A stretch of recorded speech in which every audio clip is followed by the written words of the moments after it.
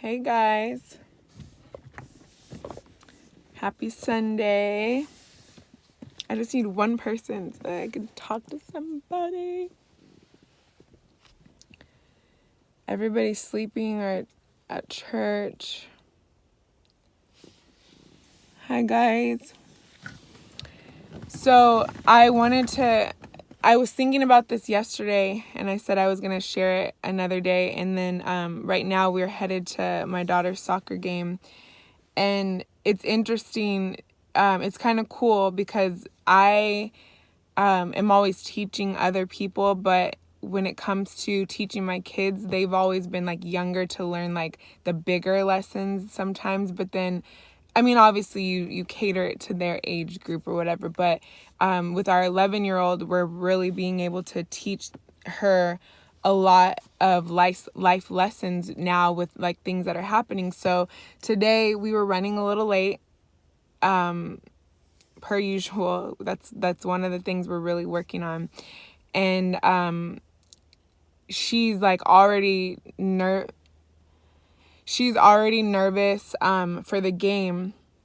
And sorry, my husband's texting me about where they're at, what field they're at, so I'm getting distracted. But so she's already nervous for her game, and so she's got that pressure in her, and then we're late. Well, we go to start leaving, and she goes to hi Grace. She goes to grab her cleats and she can't find them. So she's looking all over. So we're already like running a little late, and now she's looking for her cleats. So it's pushing us back even more. And so I told her because yesterday it rained and the fields were like super duper muddy.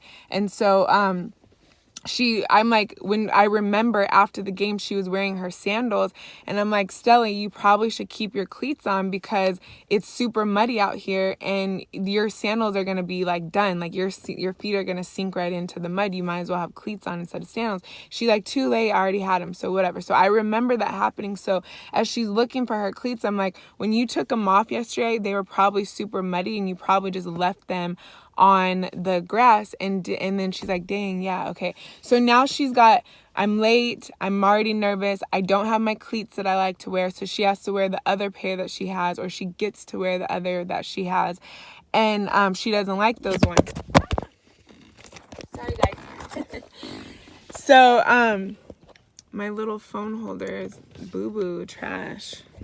Hold on. So anyways, the moral is, sorry guys, I'm still here.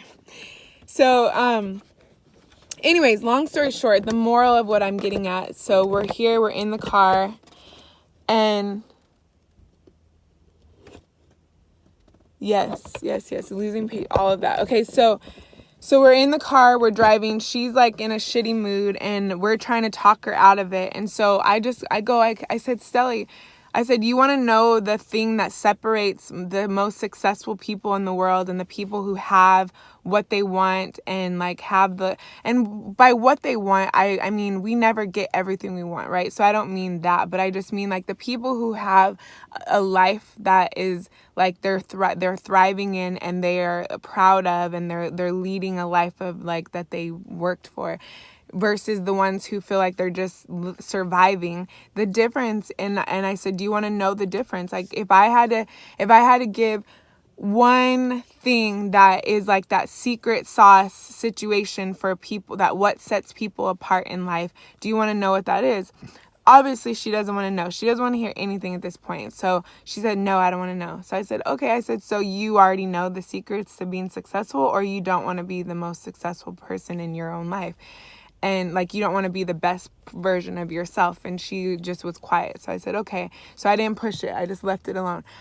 But then as I start thinking, my husband now pulls up a video of her favorite player, Mbappe. I don't know if that's how you say his name, but he pulls up and he's wearing all white. And he's like, look, Sally, like you're wearing your white cleats today. Look, you look like Mbappe, which is her favorite player. So he's trying to like bring the bright side of the situation.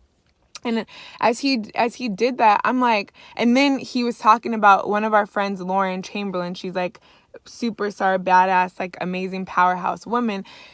She trains at my husband's facility, and he was like, did you see Lauren's post with the quote that said pressure is a privilege? And I'm just like, I love those quotes that like resonate deep, like, man, that shit is real, right? And so I'm like, she didn't want to hear my lesson that I have for her, but she needs to hear it. And so like what I shared with her, and it kind of piggybacks with about what I was going to share yesterday, is that pressure is a privilege. Like if you are having a bad day, evaluate what is bad about your day and ask yourself, is it a privilege to even have this situation? Sorry. So I got to run, but moral of the story is like, ask yourself, is your situation that you're like under pressure about, is it a privilege? And I'm literally like, here's the thing. 'Cause yesterday, so in our Fox Project group, we were talking about mindset and money mindset, and how I was sharing how Gary Vee talks about how if you've ever bought a $5 cup of Starbucks, and I feel like that could translate to a $5-10 drink at a restaurant, that could translate to eating out at restaurants. Like if you've ever bought a $5 cup of coffee at Starbucks, he's like, bullshit that you're broke. Don't ever come to me and say you're broke. And I was like, whoa, that's deep.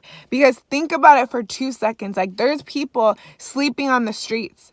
There's people in other countries that don't have a roof over their head. There's people in your backyard that don't have a roof over their head. But you're broke. You're saying you're broke buying a Starbucks. Like it's crazy. So it's the same thing. Like I told my daughter, I'm like, you're mad, you're frustrated, you're pissed off, you're acting like it's the end of the world because you lost a pair of expensive ass Adidas cleats, and you have like 4 pairs in your closet that you don't want to wear today, and you're pissed off. But yet there's kids all over the world, in our city, in our country, in the world, who don't even have a pair of shoes, let alone 4 or 5 pair of cleats that they could play soccer in. I said, so you get to choose to be the most successful soccer player you can be by showing up and switching your bad attitude right now, or you can choose, and I wasn't yelling, now I'm just passionate and I'm pissed off because my husband keeps calling me, but like, or you can choose to go out there and sulk and not have a good game because you already went in defeated with a bad attitude. And I'm like, that's what separates people who win in life and people who don't. It's the ones who problem solve. Okay, I lost my cleats, I have to wear the other pair, but you know what? I'm about to still go have a good game, and I'm going to just like make the best of it. Or I don't have my cleats, we were late, and then go have a shitty game. And that's how people show up to life. We don't change our attitude and our perspective, and we take things for granted. And so like we're getting ready to go into the money mindset part of the course,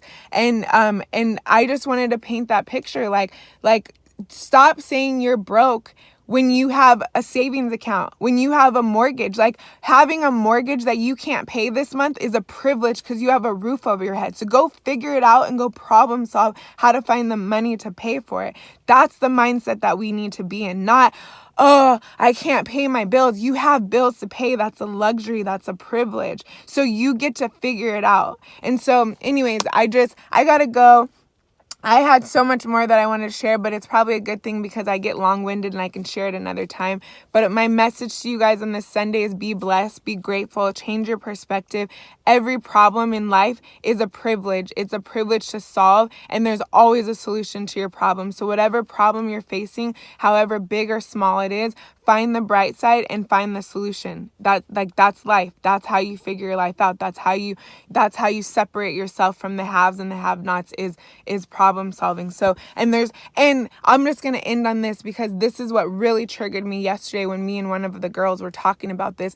It's like we have an obligation. Like if you have a roof over your head and you have the ability to make money and work, like we should be the ones taking care of the ones who don't. Like I had a girl who came for me one time and was like there's not everyone has the ability to make money. Like when you talk about money mindset, blah, blah, blah, blah.